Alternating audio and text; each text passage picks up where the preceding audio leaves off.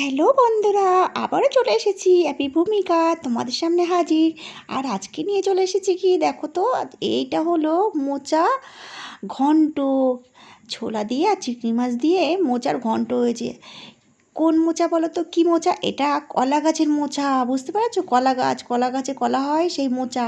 আর এখানে আছে তপসি মাছ ভাজা। আর এখানে আছে দেখো কি সুন্দর তপসি মাছের ঝাল। আহা, জিভে জল চলে এসেছে। কি তোমাদেরও কি জিভে জল চলে এসেছে? আহ সত্যি কথা বলতে বন্ধুরা, এই তপসি মাছটা আমার এত ভীষণ প্রিয়, সে বলার মতো না। কারণ আমি ছোটোবেলা থেকে ওই তপসি মাছ খেতে ভালোবাসি।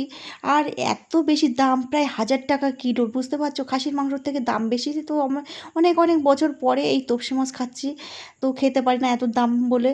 তো আজকে মানে সত্যি আমার ভীষণ ভীষণ আনন্দ হচ্ছে এই তপসি মাছ দিয়ে খাবো। আর তোমরা কি তপসি মাছ পছন্দ করো? তোমাদেরও কি এরকম কি মানে আমার মতো এরকম প্রিয়? যদি হয়ে থাকে তাহলে কমেন্ট করে অবশ্যই জানাবে। আর তোমরা কি খেতে চাও? চলে এসো, একসাথে খেয়ে